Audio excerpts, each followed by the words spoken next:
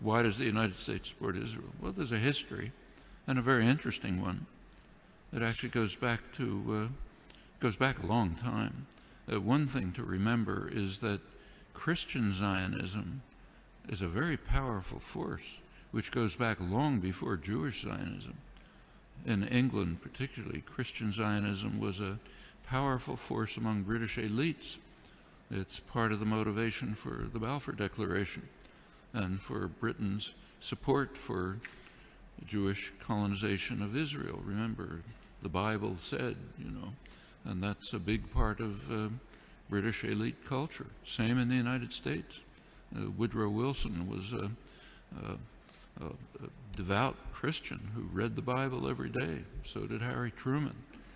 In the Roosevelt administration, one of the leading officials, Harold Ickes, once described the return of the Jews to Palestine as the greatest event in history.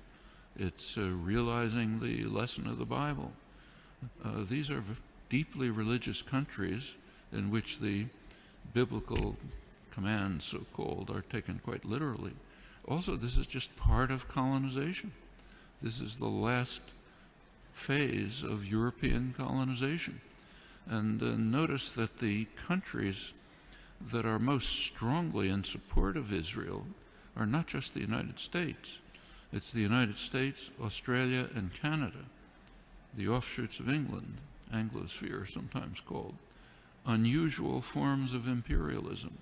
These are settler colonial societies, societies in which not like India, not like the British in India, say, societies, South Africa was a little like this, or Algeria under the French, settler colonial societies in which the settlers came in, essentially eliminated the native population, also driven by religious principles, very religious groups driven by Christian Zionism.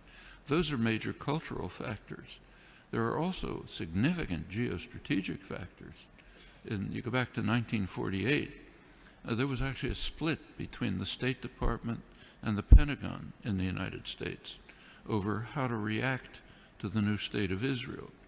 The State Department was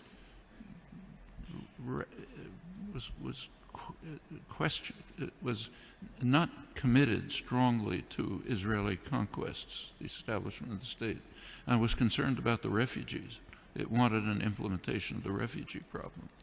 The Pentagon, on the other hand, was very impressed with Israel's military potential.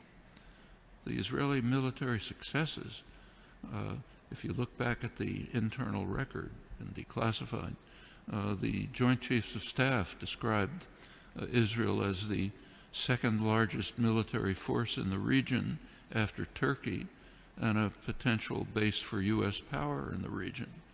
That continued. Can't run through the whole record, but in 1958, when there was a serious crisis in the region, Israel was the only state that strongly cooperated with Britain and the United States, and it won plenty of support from the governments and the military for that reason. 1967 is when the current relations with Israel were pretty much established. Israel performed a major service to the United States by destroying a secular Arab nationalism, a major enemy of the United States, and supporting radical Islam, which the U.S. supported. And it continues right until the present. Right now, we saw an example of that just during the latest Gaza attack. You recall that at one point, Israel began to run out of munitions during the assault, despite the fact that it's armed to the teeth. The United States provided Israel with additional munitions through the Pentagon. And notice where they were taken from. These were U.S. munitions pre-positioned in Israel for eventual use by U.S. forces. One of many signs of how Israel is regarded as essentially a military offshoot of the United States. Very close intelligence relations that go way back, many other connections. And the media tend to take up, to support the policy of the government with very few, kind of little questioning around the edges, but basically accept the policy. So, for example, take another issue. Take the U.S. invasion of Iraq. You cannot find the phrase U.S. invasion of Iraq in the U.S. media, though it was obviously an invasion, a blatant act of aggression, a textbook case of well, that's Nuremberg trials called the supreme international crime, cannot be mentioned. President Obama is praised as an opponent of the invasion. And what did he say? He said it's a mistake. It's a strategic blunder. We're not going to get away with it. That's the kind of opposition that you heard from the German general staff during Hitler's invasion of Russia. It's a blunder. Shouldn't do it. We should knock off England first. That's regarded as opposition. Same in Vietnam. There's now a commemoration underway, big commemoration of U.S. sacrifices in Vietnam. Try to find the phrase U.S. invasion of South Vietnam there or anywhere in the past years since 1961 when it took place. Non-existent, maybe on Democracy Now, what I write, but way out at the fringe. And this is not unique to the United States. Take, say, Britain.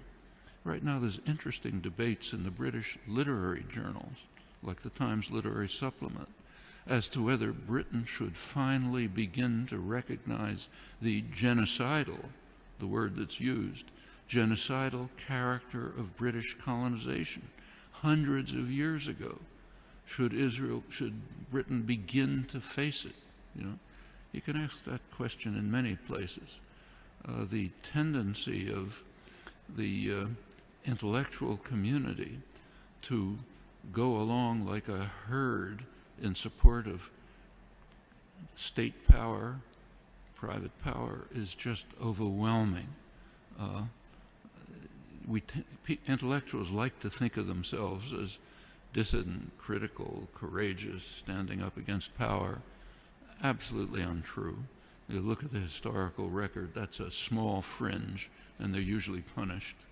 The mainstream tends to be what was once called a herd of independent minds, marching in support of state power. Nothing new here. Unfortunate, you have to fight against it, not new.